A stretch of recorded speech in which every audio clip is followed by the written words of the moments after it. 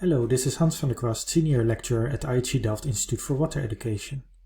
I often get the question how to derive the longest stretch of a river network. In this video I'm going to show you how to derive that. The first thing I'm going to do is to derive the channels from the failed DEM that I have here. I use the Channel Network and Drainage Basins tool from SAGA.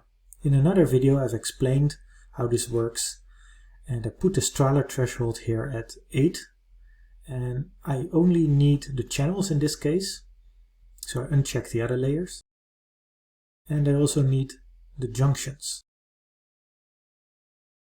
I run the algorithm. Now let's have a look at the outputs. Let's first have a look at channels, and there I see that it has different segments with a from and to node.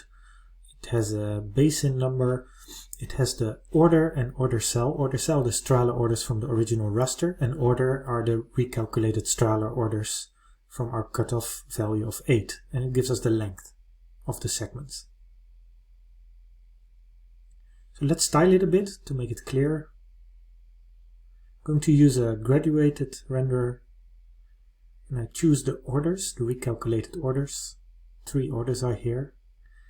And I give it a blue color, and I change the precision to 0, and the method we use the size, so it needs to get thicker from 0.3 to 1, and we have only 3 Strahler orders, so I use here 3 classes. The first class 1 to 1 includes 1, and 1 to 2 doesn't include 1 but includes 2, and 2 to 3 includes 3. Now let's have a look at the junctions. And we see there that there are different types. There are junctions, there are springs, and there's outlets. And what we want to do is calculate the distance from all the springs to the outlet. Let's first select all the springs. I use the select by expression dialog, and I go to the type under fields and values, and I can check all the unique values there, and there are the 3 different types.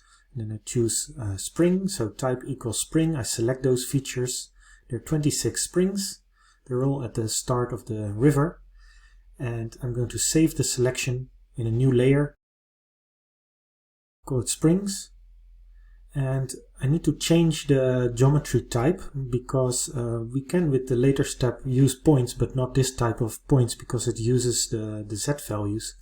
So I need to change the type to point. It's an important step, otherwise the next tool will not work. So now all the springs are exported. I do the same for the outlet. Let's first create a new selection.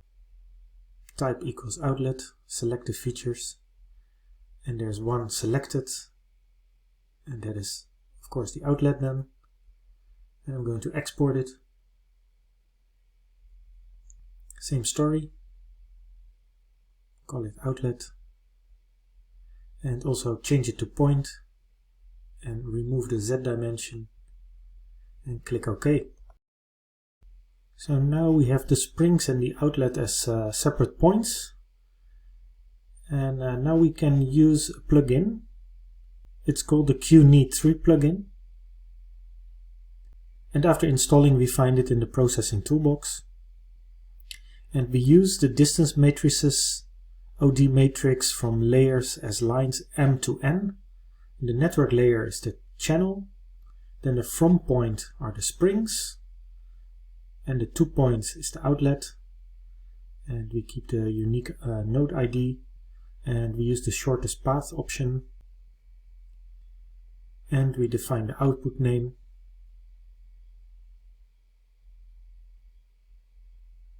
and then we run it.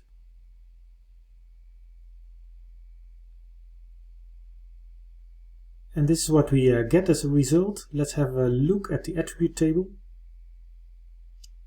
So we have all these connections, and the total cost is the total distance, and if we sort it, and then we see the maximum distance is between node 52 and node 1.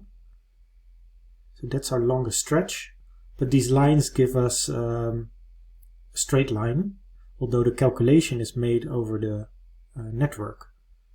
Just give it a different color so we can see that the longest stretch is selected. It's now yellow and the other ones are blue. However, we would also like to have the longest stretch as the line over the river, or that stretch of the river, and therefore we use another network analysis, shortest path and then point to point. As a vector network layer we use the channels, we keep the path type to shortest, we select the from point and we select the end point. With space you can pan.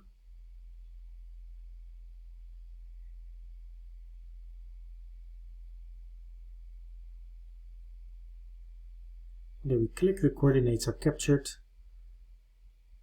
and in this case we don't have to change any advanced parameter. And we say longest stream, and then we can run. And there it is. It's not very visible, so we're going to change that a bit so we can see it clearly. Let's remove the Strahler order channels and let's style this one with one color, simple blue line. Let's make it a bit darker and bigger. And there we see it, that's our longest stretch.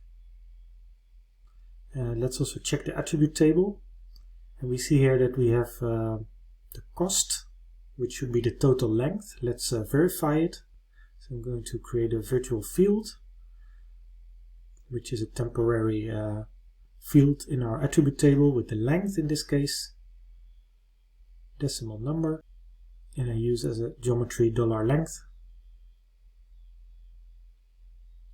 Okay, and here we see that's exactly the same as our cost. So we have verified that it's indeed the length of our longest line. So we have verified that that's indeed the length of the longest river stretch in our catchment here.